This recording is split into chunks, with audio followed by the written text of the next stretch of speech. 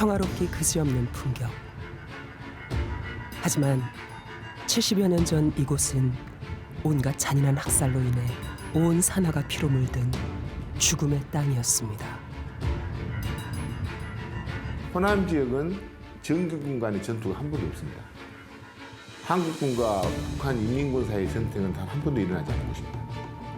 여기는 주로 경찰과 빨치산의 대결, 인민유격투의 이런 성, 그러니까 비정규군과 경찰과의 전투가 가장 많이 일어난 지역이죠. 아군과 적군의 전투보다 더 참혹한 전쟁이 한 지역 안에서 그리고 한 마을 안에서 벌어졌습니다. 빨갱이 앞집이라고 해갖고 총살당했어요, 우리 아버지는. 근데 6.25 때 동네에서 쫓아 산다는 사람들은 가족까지 뱃속 애기까지 다 죽였단 게. 다 불질러 버리고 완전히 그 젊은 애들을 그냥 막 희생시켜버리고 총살시켜버리고 막 그래요. 1950년 최악의 킬링필드였던 전남. 이웃끼리도 죽고 죽이던 그 피비린내 나는 전쟁은 무엇을 남겼을까요?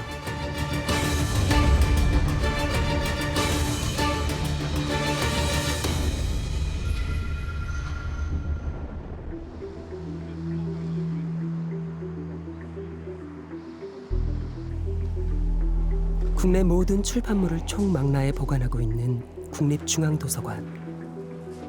서구 깊숙한 곳으로 들어가면 우리가 미처 알지 못했던 한국 전쟁의 진실이 담긴 4권의 오래된 책이 있습니다.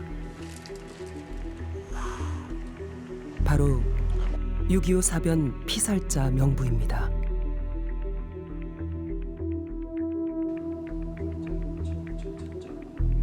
이 명부는 1952년 정부 공보처 통계국에서 작성한 것인데요. 한국 전쟁 당시 적대 세력에 의한 피살자 명단이 지역별로 피해자의 신원까지 상세하게 기록돼 있습니다. 전남의 경우엔 특히 영광군의 피살자가 2만 1,000여 명으로 압도적으로 많은데요.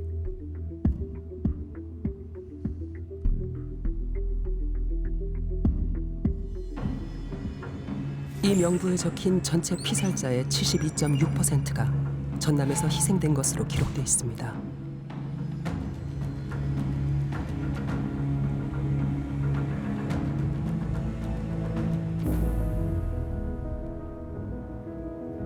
(1950년) 영광에선 무슨 일이 있었던 걸까요?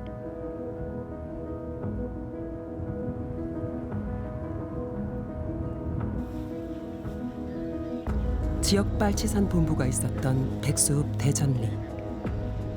대대로 이 마을에 뿌리를 내리고 살았던 장용애 씨 집안. 하지만 이젠 집터조차 남아있지 않습니다. 안녕하십니까. 잘 지내셨어요? 예. 건강하시죠? 한국 전쟁 당시 풍비박산이 된 집안의 억울한 죽음을 밝히기 위해 장씨남매는 10년 전부터 그때를 기억하는 마을 사람들을 찾아다녔습니다. 같은 것이 있어라도 우리 같은 장씨도 것이라도 파가 두 파가 이제 갈려져 버렸지. 예. 그러니까 그런 저쪽 거시기를 하는 사람들은 그때 당시에 싹 데려가 버렸지. 이제 대창 부대들이 있었고 대창으로 해서 막 찔러서 죽이고. 우리 어렸을 때 어째서 그러냐면 이제 무조건 노는다가 같은 마을의 좌익 세력이 당시 3살이었던 작은아버지부터 72살 증조 할머니까지 장씨 일가족 9명의 목숨을 앗아갔습니다.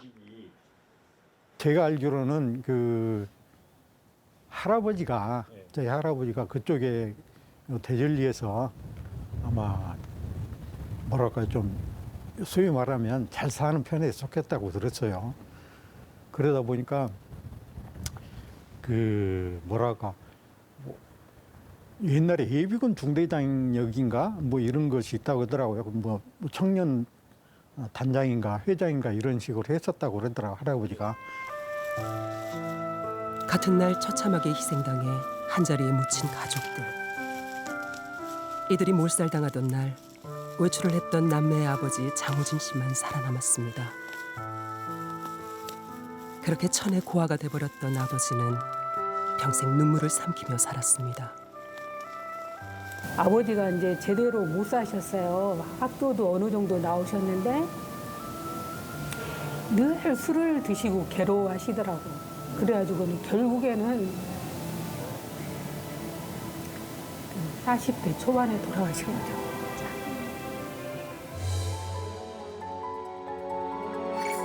당시 영광 백수의 구수산 갑봉에는 인민군 본부가, 수리봉에는 국군의 인민군 토벌 기지가 있었는데요. 때문에 주변 마을에서도 서로 죽고 죽이는 수많은 민간인 사상자가 발생했습니다.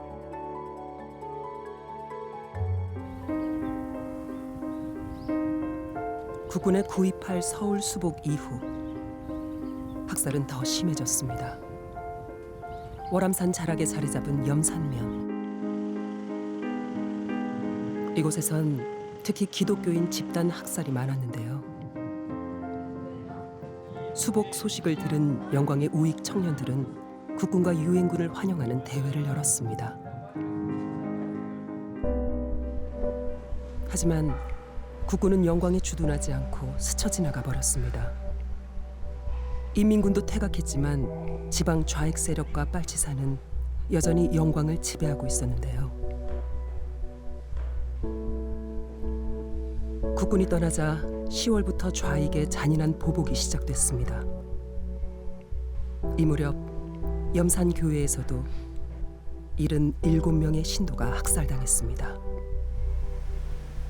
단일교회에서는 가장 전국에서 많은 숫자가 순교를 하셨죠. 네, 순교했던 이유가 예수를 믿는다는 그 이유 때문에 많은 분들이 죽임을 당했고, 또 아까 이야기했던 것처럼 이제 공산주의에 협력을 하지 않는다고, 그 사상에 협력하지 않는다고 죽임을 당했죠. 청년 신도 5명을 끌고 가 죽창에 찔러 죽였고, 나머지 신도 수십 명은 새끼줄에 서로 묶어서 돌을 매단 채로 바닷속에 던졌습니다.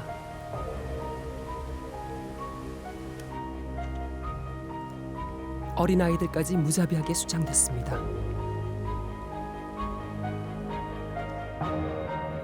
이런 7명 가운데 살펴보니까 28명이 주일학생 어린이들이에요. 28명이 어린이들이 순교를 한 겁니다. 목이 없는 자녀들도 있고요. 이렇게 목을 쳐서 바닷물에 던지기도 했고, 돌에 묶어서 던지기도 했고, 그러니까 뻘 속에서 막 엉켜 있는 그런 시신들을 건져서 이제 이렇게 합장으로 장사를 지낸 거죠. 교회 옆 순교자 묘지.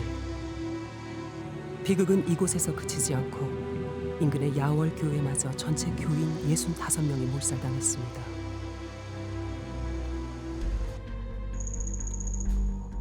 당시 영광의 민간인 희생자는 좌우익을 통틀어 2만 5천여 명. 여성의 피해도 컸습니다. 연령별로는 20, 30대 청장년층이 가장 많지만 일가족이 학살되면서 10대 이하 아이들도 30% 넘게 희생됐습니다. 왜 이렇게 영광군의 피해가 컸던 것일까요? 한국전쟁 당시에 그 9.28 수복이 이제 있었는데 이상하게도 영광 지역에는 국군이 늦게 들어왔습니다. 영광 읍내만 10월 30일에 수복이 되었고 나머지 다른 면 지역은 11월, 12월 그리고 심지어는 3월경이 되어서야 완전히 수복되었다고 그렇게 볼 수 있습니다. 오늘 중앙부에 참석해 주신 모든 분들께 감사드립니다. 인민군이 물러가고 국군이 영광군을 수복하기까지 걸린 3, 4개월의 공백. 그때 산으로 피신했던 지방 좌익에 의해 가장 많은 학살이 있었던 것으로 보입니다. 영역 결과 보고서는 영암에 대한 내용이 일부 수록되어 있습니다. 경찰들도 왔다가 나주에서 왔다가 밤 되면 가버리거든요. 또 이 안에 좌익도 그것을 전체적으로 통제할 권력이 아무도 없었어요. 자기들끼리 그냥 하는 겁니다. 자기들끼리. 나의 가족, 이 가족 친지의 안전을 도모하기 위해서. 그러니까 일가족 전원을 죽이는 거죠. 그 후환을 남기지 않기 위해서.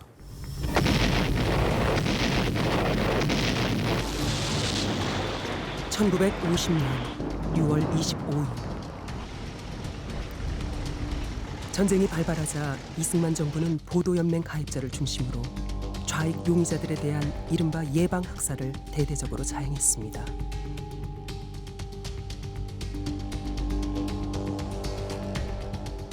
(8월) 들어 인민군이 남한을 점령한 후에는 인민재판 등으로 우익 인사들이 숙청됐습니다.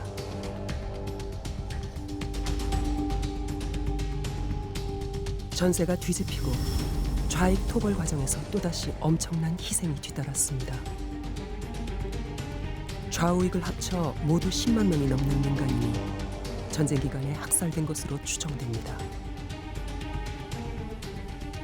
낮에는 군인들이, 저녁에는 산에 있는 빨치산들이 지배한다. 이런 것들이 전남 지역에 굉장히 많았고, 그래서 권력의 교체가 아주 빈번하게 발생하는 지역에서 민간인 희생들이 어떤 보복과 가해, 보복, 가해, 보복 이런 방식이 여러 번 반복되는 지역에서 유독 그 피해가 컸다.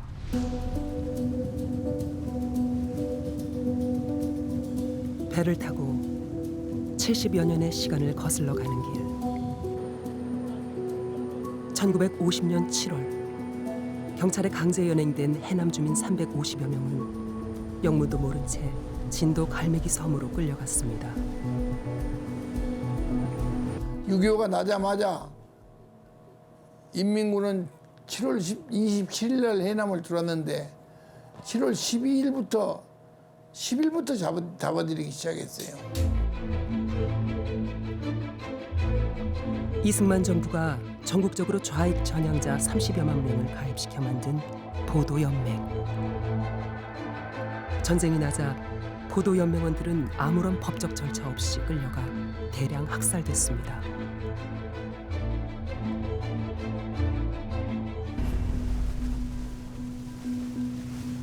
무인도인 진도 갈매기섬으로 끌려가던 해남 보도연맹원 중 일부는 배 위에서 총살당해 수장되기도 했습니다.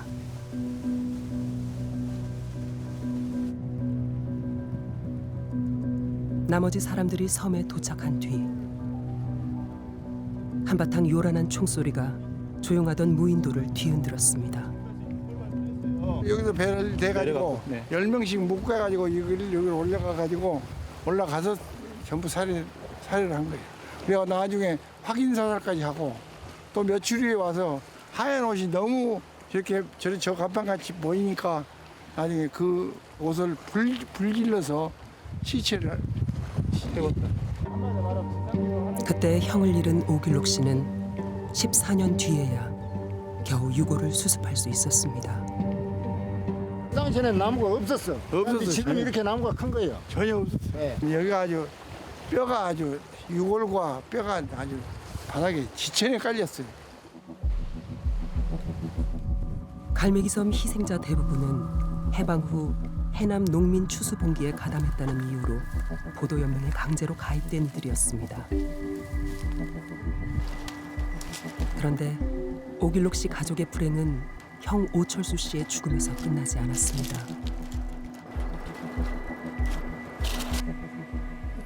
가을에 밭을 메고 있는 제 누나하고 또 다른 누나하고 갈매기섬에 가서 남편을 죽임을 당했던 형수하고 밭을 메다가 또 경찰관이 지나가서 오니까 우리 오빠 남편 죽였으면 되지 왜 우리한테 접근하느냐 하니까 그냥 인연들 봐 하고는 한 누나는 끌고 가서 그 대밭에다 죽이고 우리 누나는 밭에서 그냥 직결적으로 하고 형수도 끌고 가서 죽이고.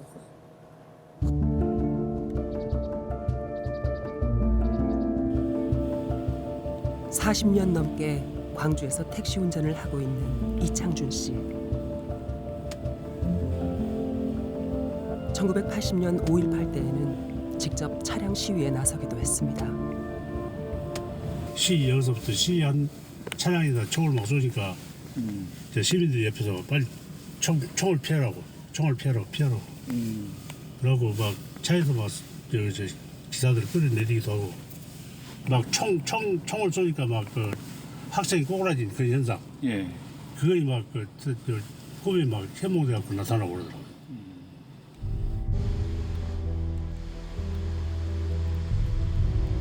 그날의 공포와 충격으로 한동안 운전대를 잡기도 힘들었던 이창준 씨. 그에겐 5.18 당시 시민들을 겨냥했던 계엄군의 총소리가 73년 전 아버지를 죽인 총소리와 다를 바 없었습니다. 우리 아버지 장남이가 이렇게 해서 죽었구나. 네? 계엄군이나 경찰들이 죽인다는 게 바로 이렇게 해서 빨갱이라는 이름으로 죽였구나. 이렇게 죽여놓고 너희들이 빨갱이라서 죽였다 그런 것 아닌가.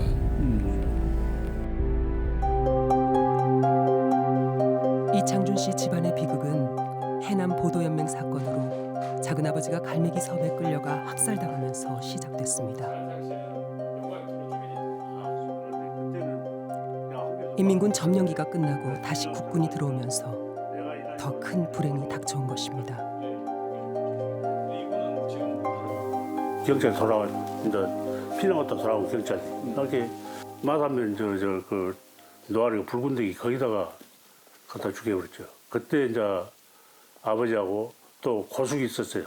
둘째 고숙 윤기봉 씨라고 마담 남길이 그것도 같이 갖다 죽여버렸죠. 보도연맹 유가족으로 인민군에 부역했다는 혐의였습니다. 그렇게 빨갱이 집안이라는 굴레가 씌워져 오래도록 남은 가족들까지 고초를 겪었습니다. 요거이 보면은 진실규명 결정서 이것이 너가 아버지는 빨갱이 아니다. 그래요. 빨갱이 아니다. 공산당이고 그런 활동을 한 적이 없고 순수한 민간이었다는 것이 그의 진실규명이 나온 것입니다.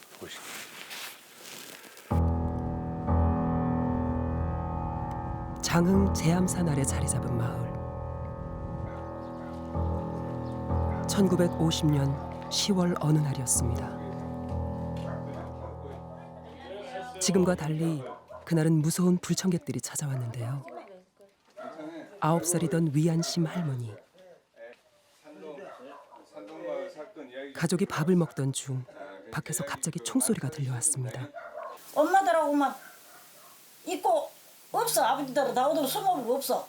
어디로 숨을 때를 해놨노고. 우집이 가서 이렇게 부엌에서 아궁지 가서 이렇게 이제 방을 이제 뒤담고 일하고 있는데 그냥 순경들이 와서 총 다 놔서 죽여버렸어. 갓난쟁이 막내 동생과 엄마가 난사하는 총에 맞아 목숨을 잃었고 도망치던 어린 위안심도 왼팔에 총상을 입었습니다. 그렇게 그렇게 몇백 명 죽었지 아주. 근데 밥 먹을 시간이 그래놔서 반란군 밥 해줬다고. 그랬다가 돼요. 반란군 밥 해줬다고 그렇게 죽였다가 돼요. 제암산에는 반란군 집은 본부요 본부. 20번이요. 제암산 빨치산들이 밤이면 마을에 내려와 곡식을 강탈해 갔는데요. 때문에 죄 없는 마을 사람들까지 토벌 대상이 된 것이죠. 그런데다 이제 순경들이 우리 집에서 상랑에다가 우리 쌀에빗자락에다 불 땅 덩어갖고 우리 집에서부터 차고차고 불을 다 질러버려. 엄마 온 동네를. 그래서 나는 이제 요놈을 이제 찾고 이제 어떻게 그 쬐깐한 것이 애가집으로 간다고 갔어. 다 죽어보고 없어. 엄마도 없고 아버지도 없고. 그냥 그 없어진 거 같잖아. 다행히 목숨을 건진 위안심 할머니.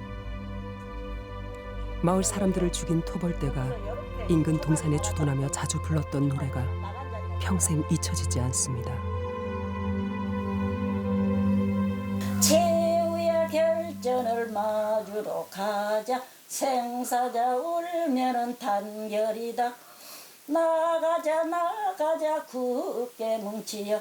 그렇게 그 노래가 얼마나 했으면 나 같은 어린이한테 그러면 기회가 들어왔는가 모르겠어. 지금도 그 노래가 귓가에 맴돌 때면 할머니는 밤새 잠을 이루지 못합니다. 소면제를 먹고 자면은 쪽방 그래도 한 3-4시간 잔뒤 소면제를 안 먹으면 저녁 내 눈만 이렇게 감고 있지 잠이 안 오고 살짝 잠이 들면 죽을 사람들이 다 베이고 우리 마을 사람들도 죽겠어. 그냥 밤이 요새 밤이 짧은 것인데 밤이 송신나게는 지르고 죽겠어.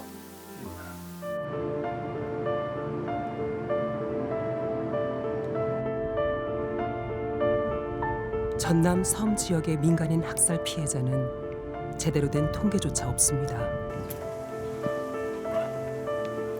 임자도에 딸린 섬 수도. 이호기 씨 집안은 대대로 300여 년 동안 이곳에서 뿌리를 내리고 살았습니다. 그 당시에 60여 가구가 살았었습니다. 적은 동네는 아니죠. 섬 크기는 굉장히 큰 섬인데 이 씨 집안의 합동선산. 그런데 이호기 씨 할아버지 형제와 아버지 형제 그 일가까지 모두 73명이 같은 날 목숨을 잃고 이곳에 묻혔습니다. 저희 아버지하고 작은아버지 두 분만 수도에 안 계셨기 때문에 살았고 수도에 계신 아무튼 4촌, 5촌, 6촌, 8촌 가족 20촌 12촌까지 아마 12촌까지 거의 멸종했습니다. 무슨 일이 있었던 걸까요? 육지가 수복된 후에도 섬에선 여전히 기세등등했던 지방 좌익에게 집안 남자들이 끌려가 처형당했습니다. 죽여가지고 그 시신들 다 이쪽 바다로 내던져가지고 흘러가게끔 만든 그 현장입니다. 그렇게 시작된 학살은 3일 동안 이어졌는데요. 노인과 여자, 아이들까지 닥치는 대로 바다에 생매장시켰습니다. 태어난 지 한 21일, 24일 그 무렵 애기들까지도 아무튼 엄마가 없고 여기 사주라 갖고 그냥 물속으로 그냥 밀어 넣어 갖고 죽었다는 그런 이야기를 들었습니다.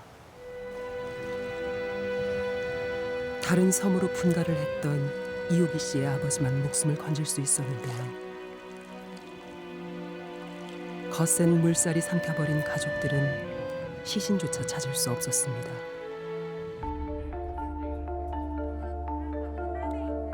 지난해 진실화해위원회는 전남 신안에서 최초로 한국전쟁 민간인 학살에 대해 실태조사에 들어갔는데요. 현재까지 조사된 신안의 희생자는 1,100여 명으로 추정됩니다.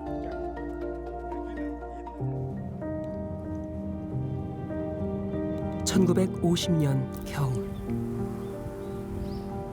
빨치산 토벌 과정에서도 애꿎은 민간인들이 화를 입었는데요. 한평에서는 유가족들이 마을 한켠에 국군 전사비를 세웠습니다. 국군 11사단 제20년대 제2대대 제5중대 소속 국군 2명이 공비 토벌 중에 전사하였기에 명복을 기리고자 그래서 이 하천 저 끝에 있는 데가 지하보라고 보가 있어요. 여기 마을 앞에 시목마을이라고 있어요. 그 마을 뒷산에서 공비들이 대기하고 있다가 그 전투가 붙었습니다. 이렇게.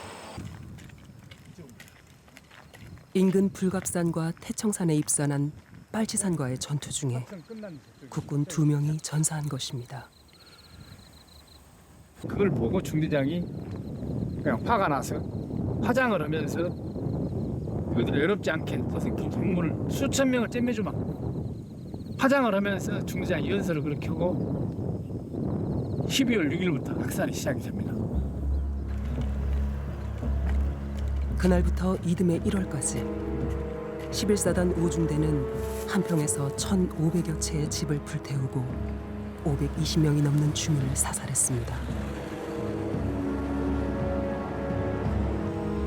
11사단장 최덕신이가 내건 구호가 견벽 청해 작전입니다. 이 지역을 토벌하기 위해서는 주변에 있는 걸 다 깨끗이 청소해버려라. 주변에 있는 사람들 무조건 막 죽이는 거죠. 피해난 가락에 갖고 뒤에서 청소해버리고 가족끼리 다 생활필요금 갖고 가져가라 해갖고 갖고 나오니까 또 앞에서 또 청소해버리고 그런 형태로 많은 사람을 죽였습니다. 지난해 12월까지 진실규명을 신청한 사건은 모두 2만여 건. 한국전쟁 전후 민간인 집단 희생과 관련된 사건이 50% 가까이 차지하고 있습니다. 한국전쟁 민간인 희생자 진실규명 신청을 가장 많이 한 지역은 역시 피해가 어느 지역보다 컸던 전남입니다.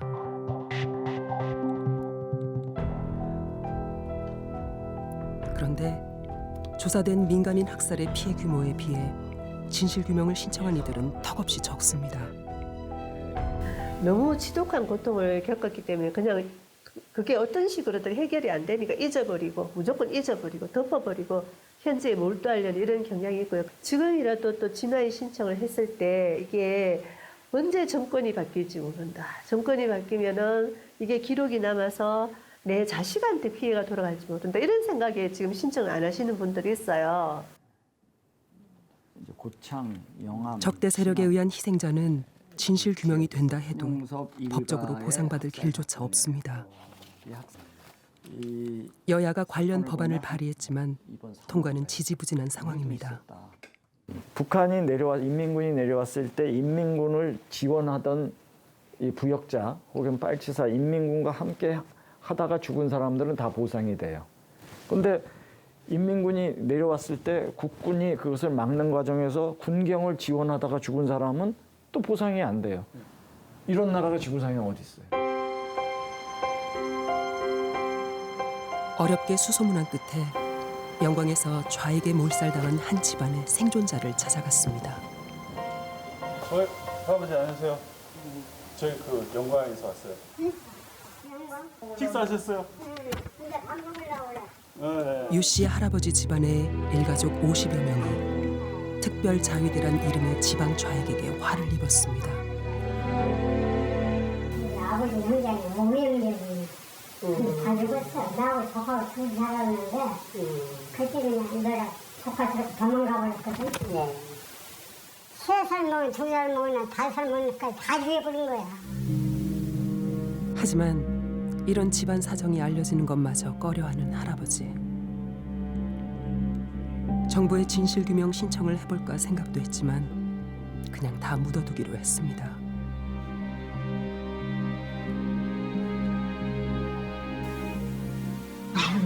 그런데 내가 저때도 보니 글쎄 얼라이나 우리 조카가 장아버지 다 잊어버립시다. 잊어버리고 옛날 다시 일을 그냥 다시 생각해버렸지만 곤란합니다. 그래 맞다. 생각을 안 해야 한다. 그래서 거기를 없애버리려고 하는 거야. 그동안 아니 그래도 이제 그 억울하게 죽으신 분들 50명이나 되는데 그분들 이름이라도 석자라도 어디 신문에 나온다지 어디 광고에 나온다지 하면 소대 청산 산역소 고향 영광을 떠나 가족의 묘까지 전부 이장해버렸는데요. 90이 넘도록 불쑥불쑥 치밀어 오르는 울분은 서해를 하며 애써 달래고 있습니다. 평생을 다 들어가지. 첫째는 옛날에 부모 형제가 내 부모 그 생각이고 이제 말도 못해. 말로 표현을 못해. 국가가 더 이상 우리를 보호해주지 않고 그리고 그렇게 처벌받고 폭력을 당해도 마땅한 그런 대상으로 만들어버린 거죠. 가족이 사망했음에도 불구하고 그 충분한 애도를 하지 못했던 것도 있죠. 왜냐하면 이제 숨겨야 되니까 더 이상의 어떤 다른 피해가 발생하면 안 되니까 그것을 막기 위해서 그것들을 다 꽁꽁 숨기고 감추게 되는 겁니다. 순천 김씨 집성촌이었던 방촌 마을. 한국전쟁 당시 6살이었던 김상훈 씨 가족은 서울에서 고향인 이곳으로 피난을 내려왔습니다. 만석군 부자였던 할아버지는 독립운동 자금을 대기도 했던 지역 유지였고 아버지는 일본 유학을 다녀온 엘리트였습니다.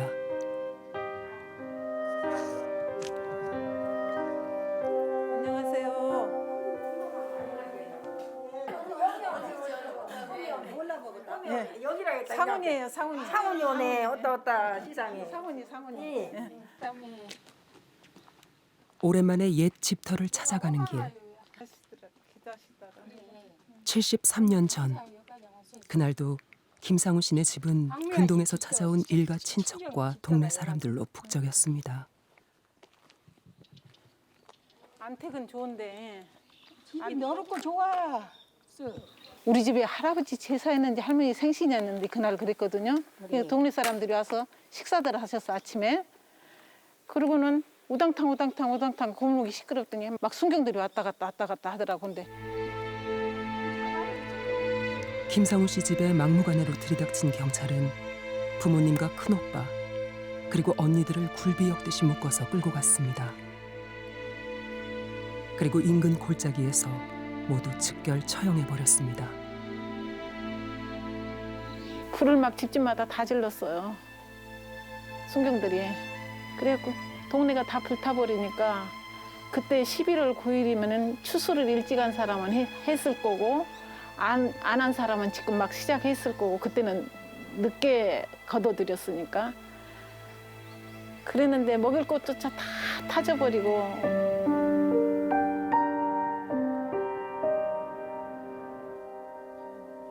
그렇게 하루아침에 고아 신세가 된 김상훈 씨.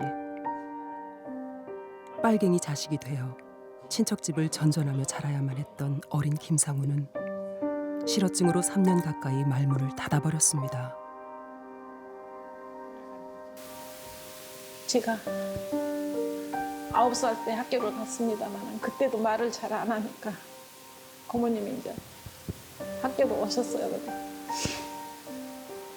선생님한테 제가 벙어리는 아닌다고 귀도 다 들리고 다 하는데 갑자기 애미 잃고 형제도 할머니까지 다 잃고 기가 막히니까 저렇게 말을 안 한다고 다 알아듣는 건 다 알아들을 거라고. 근데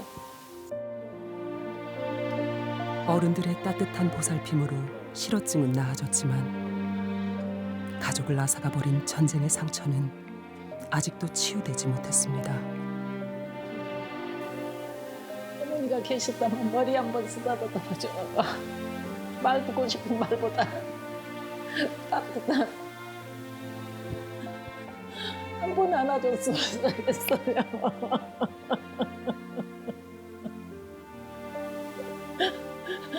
따뜻한 품에 한 번 안겨봤으면 좋겠어요.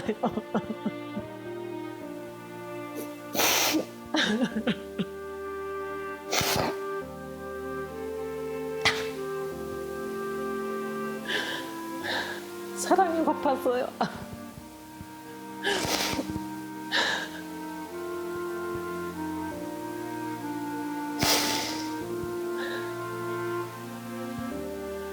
누구라도 와서 상훈아 밥 먹어라 그 소리 한번 해줬으면 좋겠어요.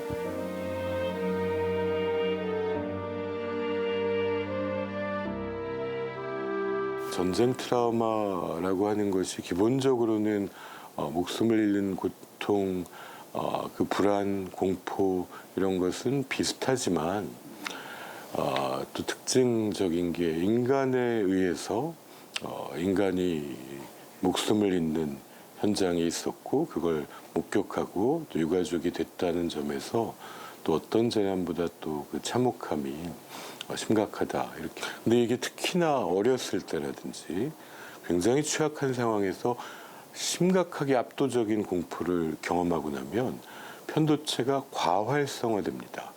근데 이게 평생을 가는 것이죠.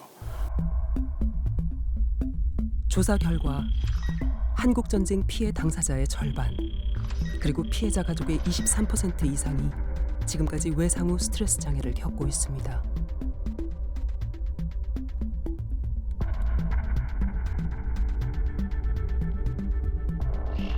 하지만 전쟁 트라우마로 인해 고통받으면서도 이들의 85% 이상은 어떤 치료조차 받아본 경험이 없습니다.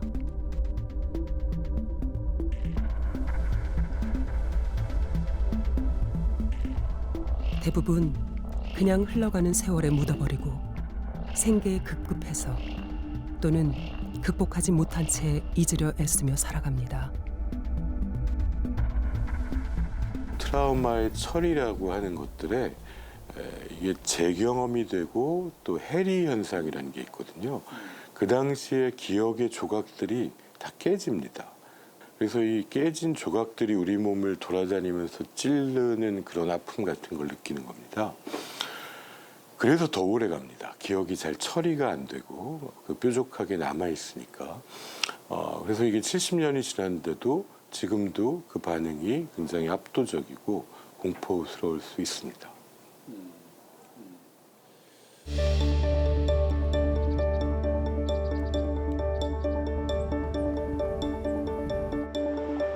포항공대 바이오 오픈 이노베이션 센터.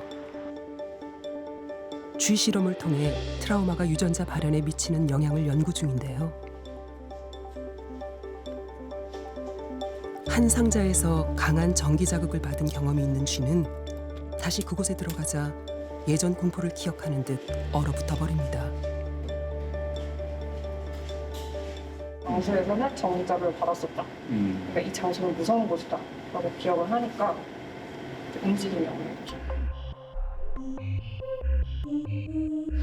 그렇다면 매우 폭력적인 경험을 했거나 충격적인 장면에 노출됐던 트라우마는 DNA에 어떤 영향을 미칠까요? 세포 내 유전자 주변에는 메틸 성분이 흩어져 있는데요. 스트레스를 받으면 이것의 후성 유전학적 변화인 메틸화가 진행되면서 DNA에 엉겨붙어 유전자의 정상적인 발현을 억제시킵니다.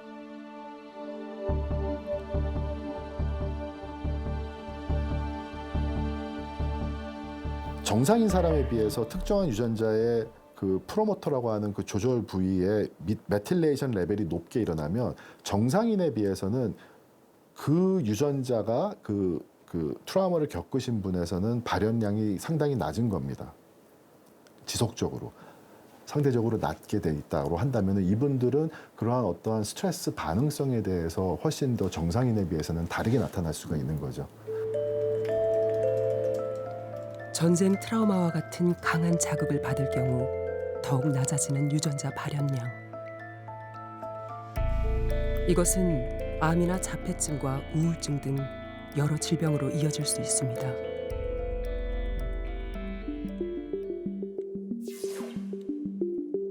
유대인 대학살, 홀로코스트와 관련된 연구 결과를 살펴보면 트라우마는 다음 세대까지 전이될 수 있다고 보고되고 있습니다.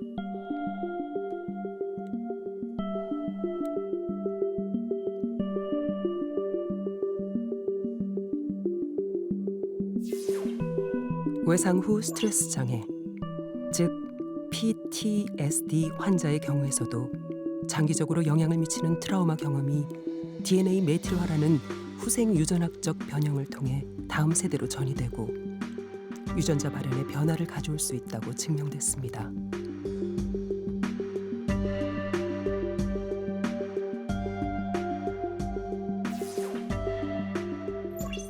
후세에까지 행동이나 대사작용에 영향을 미치는 트라우마. 동물 실험 결과 5세대까지 전이될 수 있다는 것이 최근 연구 결과입니다. DNA는 그대로 내려옵니다. 근데 메틸레이션은 스위치이기 때문에 켜졌다 꺼질 수 있어요. 그럼 켜진 스위치가 내려와도 끌 수 있다는 거죠. 아주 단순하게 볼 수는 없지만 어쨌든 그런 이런저런 상황들 속에서 그게 나아질 수 있다는 거.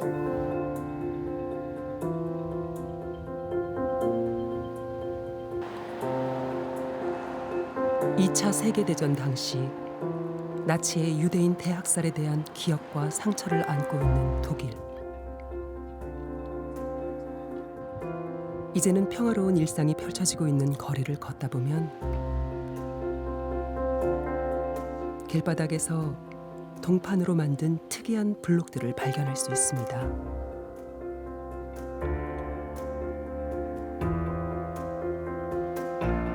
독일어로 슈톨퍼슈타인. 걸림돌이라 이름 붙여진 이 동판은 나치에게 희생된 사람들이 살았던 장소에 설치된 일종의 추모비입니다.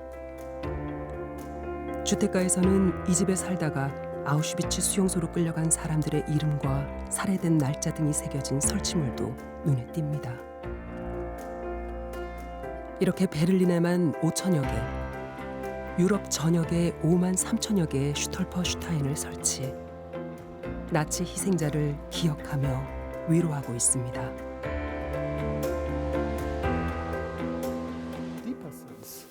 The trauma is a wound of the soul, a wound of the soul. And this is why I say the wounds of the souls of survivors cannot be healed. What you can help them to live with, what you can't live with. Because when people have the feeling that the suffering is not recognized by others, it's even more horrible. 사회적인 인정을 넘어 국가가 희생자들의 고통을 대변하고 책임지려는 자세도 중요한데요.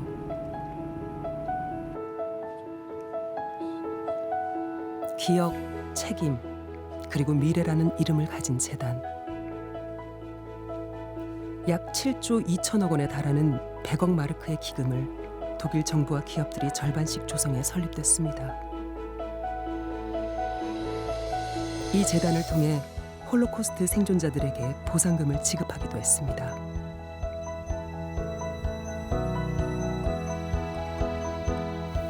This is a symbolic payment. This is not a real compensation of what happened to them. It was important for the survivors in the sense that the German government, the German people acknowledged the crime. 한편 디지털 아카이브를 구축해 생존자들의 증언을 공공의 기억으로 되돌리는 작업도 진행하고 있습니다.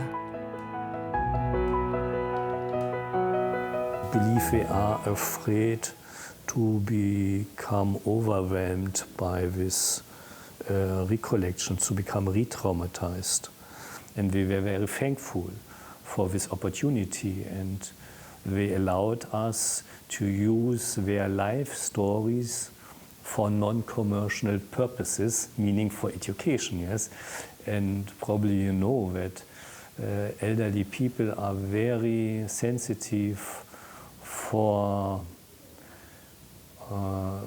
teaching the lessons of their life to the future generation, yes.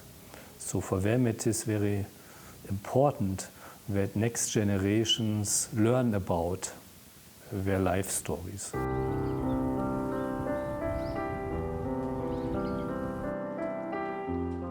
한평의 한 복지센터.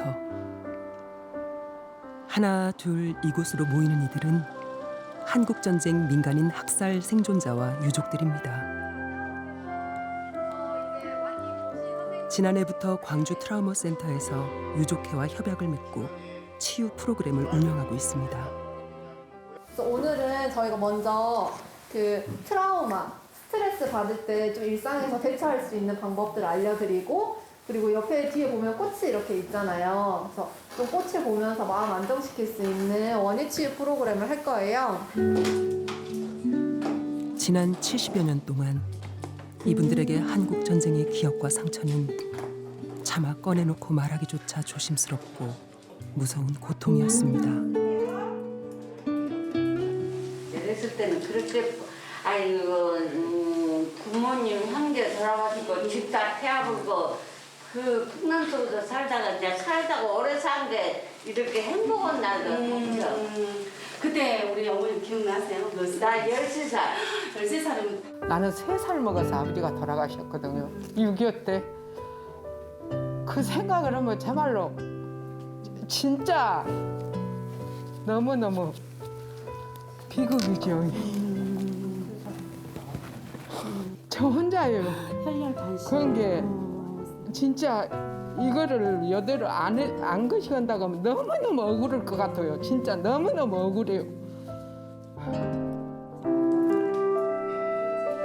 오랜 세월 혼자 참고 견뎌야만 했던 억울함과 아픔을 함께 나누고 식물을 만지면서 마음 깊숙이 뭉쳐있던 응어리가 조금이나마 풀리는 것을 느낍니다.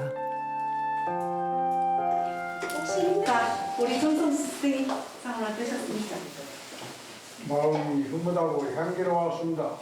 마음이 비타고 향기로웠습니다. 고맙습니다. 나는 이 꽃을 꽂을 때 그 순간은 참 고요하고 내 마음속으로 고요하고 행복한 걸 느꼈어요. 그냥 한 30분이나 20분이라도 그 부분이 좀 고마워. 작은 위안에도 큰 위로를 얻는 사람들. 진실 규명부터 트라우마 치유까지 70여 년이 지나도록 국가가 다하지 못했던 책임이 얼마나 절실한가를 보여주는 듯합니다. 사실은 이제 이게 가장 중요한 트라우마의 가장 치유에 중요한 게 뭐냐면 사회적 지지거든요. 사회가 얼마만큼 그거에 대해서 지지를 해주느냐 하는 것들이 굉장히 중요한데 이제 그러한 것들이 지금 현재까지는 잘 안 되어 있었거든요. 그 진실화해위원회는 임기가 끝나는 시점에 맞추어서 진실화해재단을 설립할 계획을 가지고 있고 진실화해재단은 지금까지 진행되어 오고 있는 조사 연구 사업을 지속하고 또 위로 및 화해 조치 사업을 시행할 것입니다. 전투와 무관하게 무고한 이들까지 이념의 올가미를 씌워 죽고 죽였던 한국전쟁 민간인 대학살. 이 처참한 역사의 상처가 제대로 치유되지 않는 한 한국전쟁의 비극과 고통은 끝나지 않을 것입니다.